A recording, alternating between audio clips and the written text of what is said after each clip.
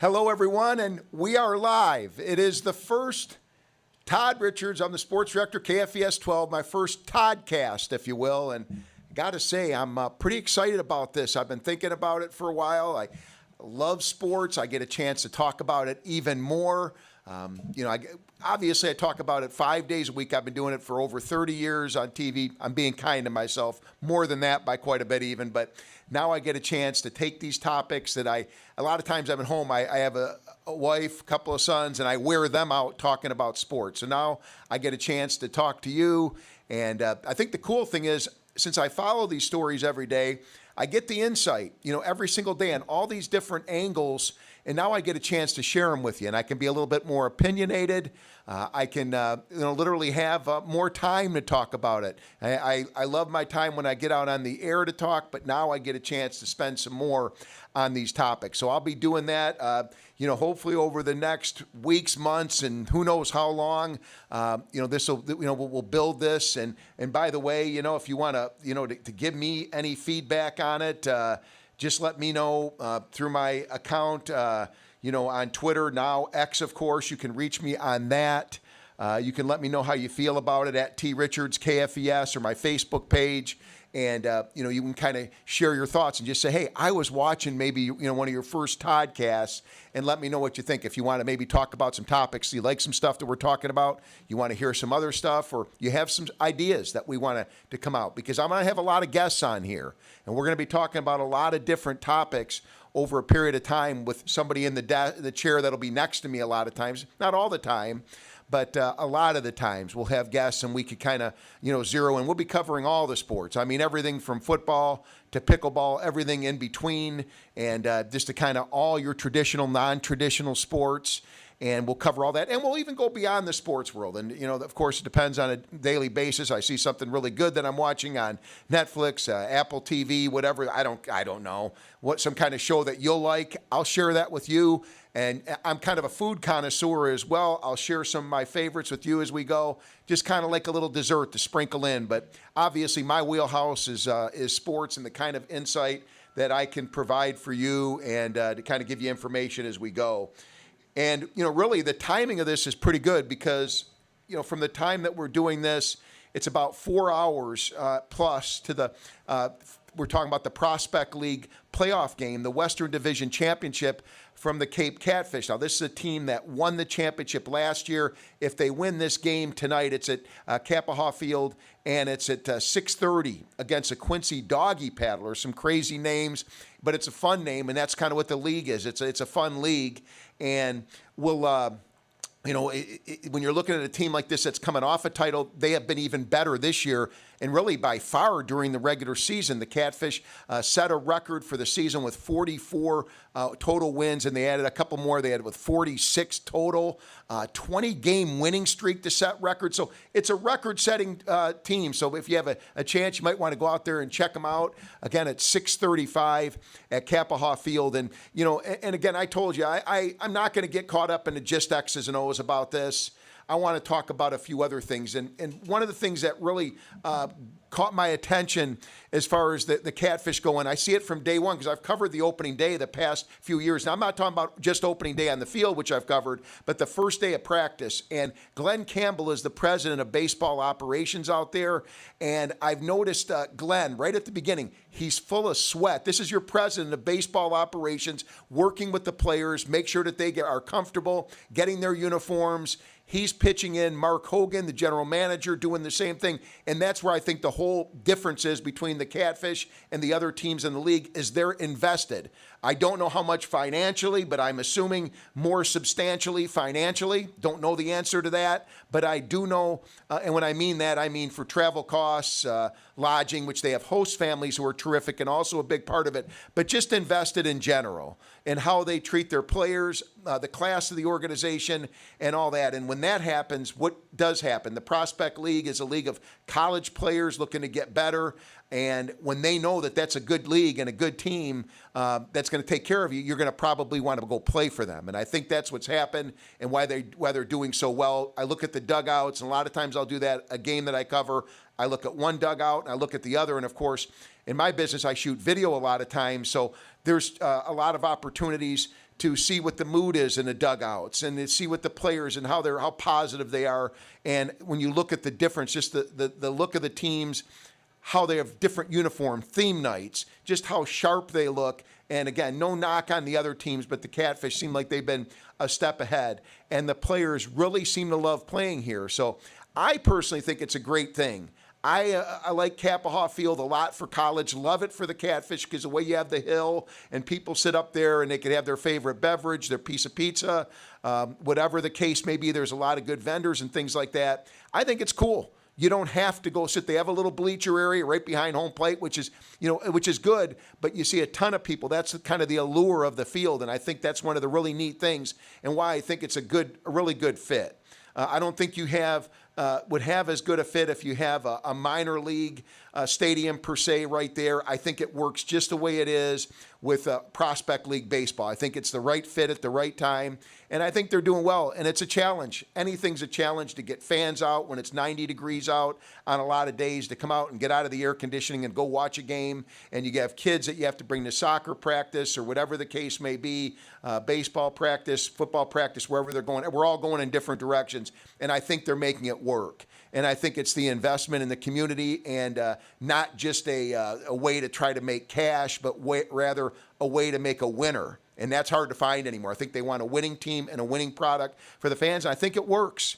And again, if you have some thoughts on that, at T. Richards KFES on X, Twitter, obviously, one of my Facebook pages, whatever the case may be, let me know.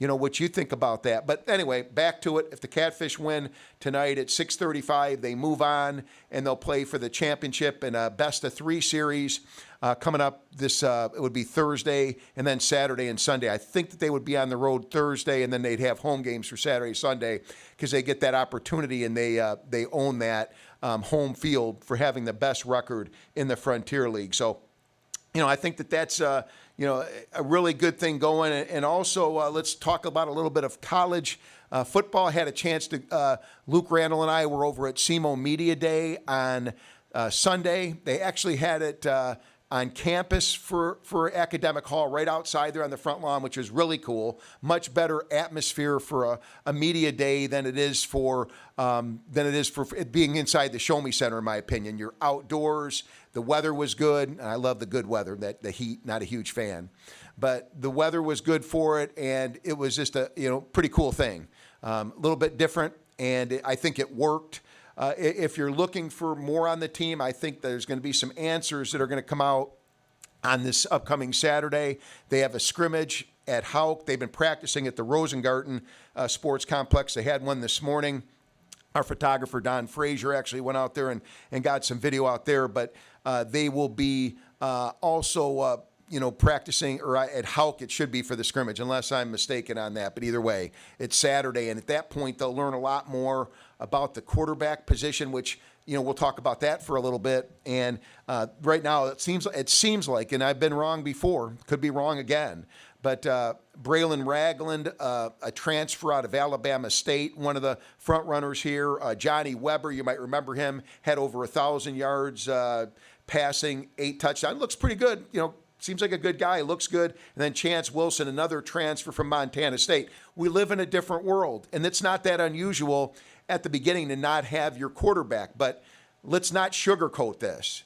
It helps when you have a quarterback in place. And right now, they don't know who their quarterback is or haven't announced it. And you know that they want to. Some of the previous years, there's been quarterbacks who have been there. Certainly not an advantage, but it doesn't mean that it can't work out, and it may work out well. But certainly there's a quarterback competition, and we should learn more on Saturday. And Coach Tuke may already have, and the staff may have a pretty good idea.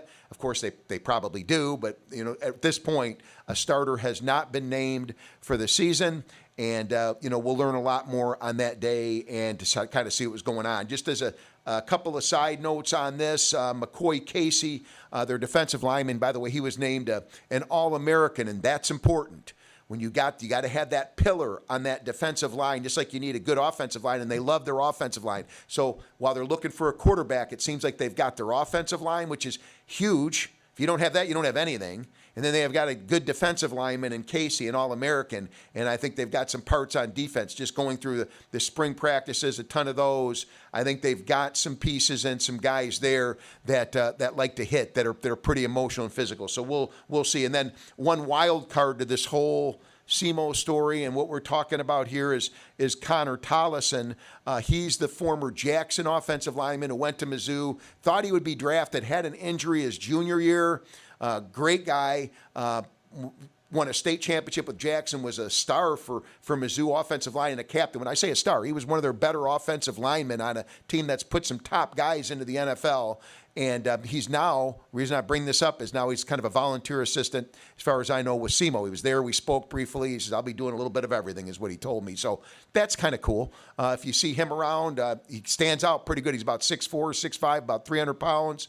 And you'll know when you see Connor Tollison, but he's now part of the SEMO staff, and that's another situation and something that'll be a positive. And if you ask me, why is it such a positive? Well, there's about 5-10 good reasons. One, he's got the experience of playing in the SEC.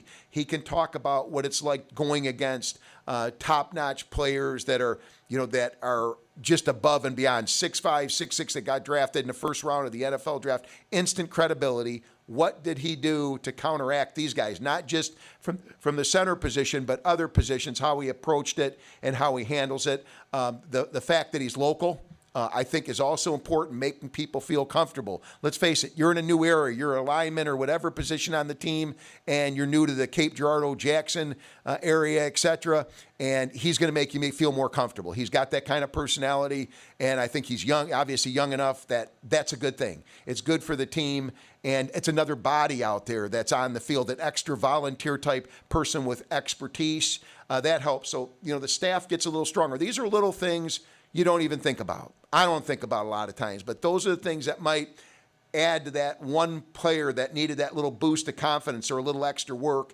and that's the thing in the whole picture, a whole, when you have a good staff that can really help out. So that's kind of cool to see him back. I don't know, maybe one day he had an opportunity for a tryout. I believe it was a 49ers, and he said it was more of a tryout situation, so who knows, maybe he gets another opportunity. I don't know if he has any interest in it.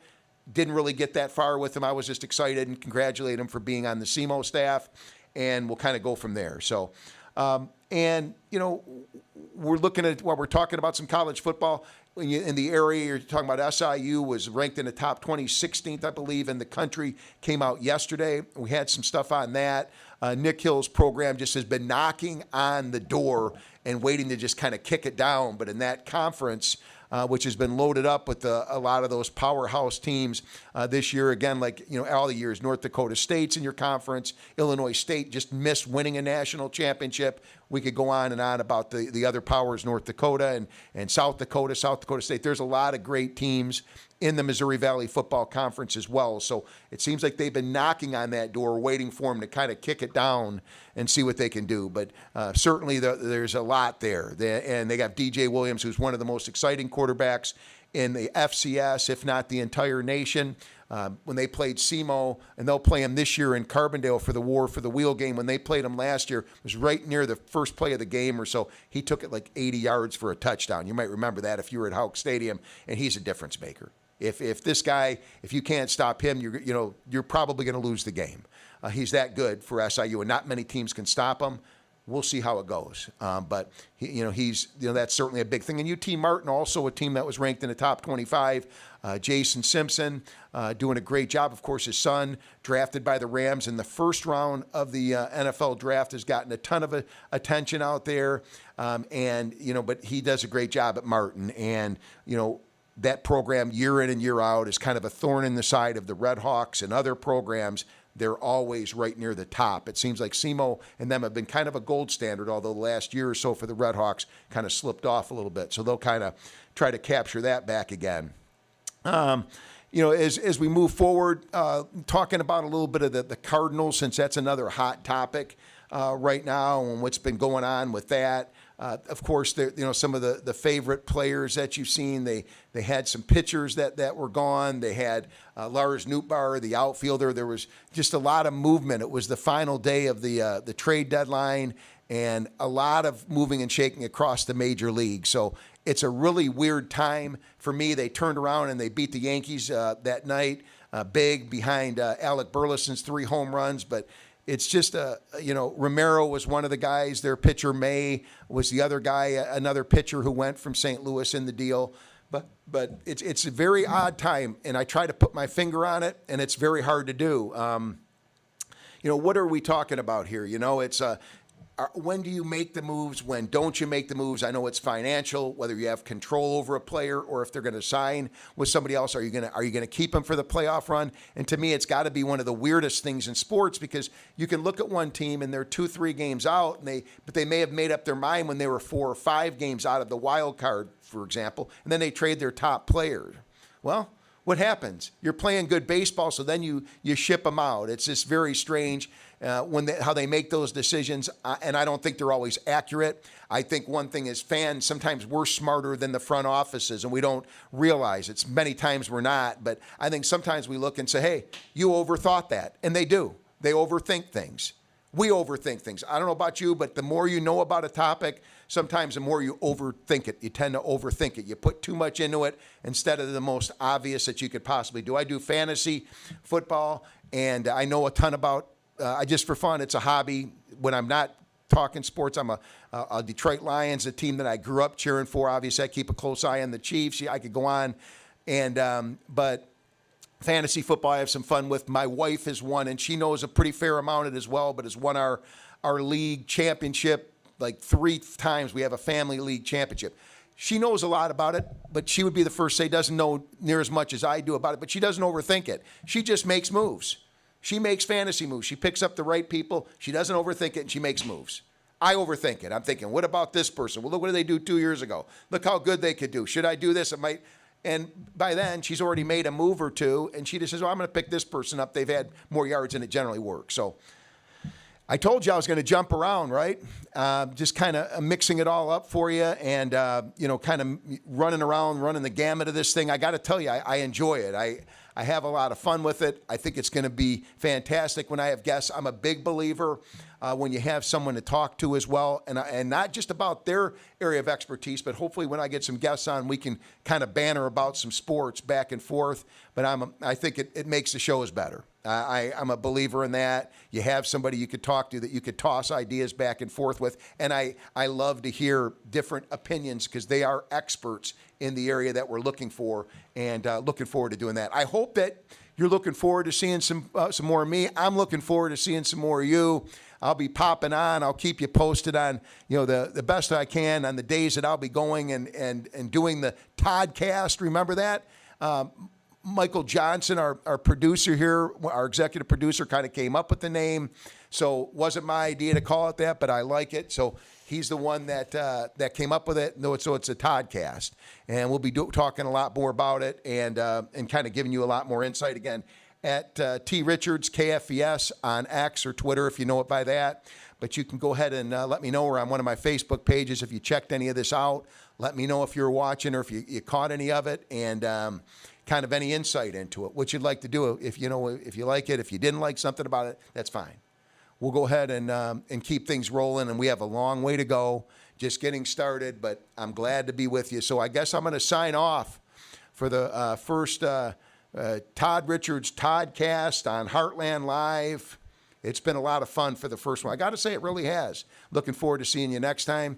Have a great day and a good week, everybody, and we'll see you next time.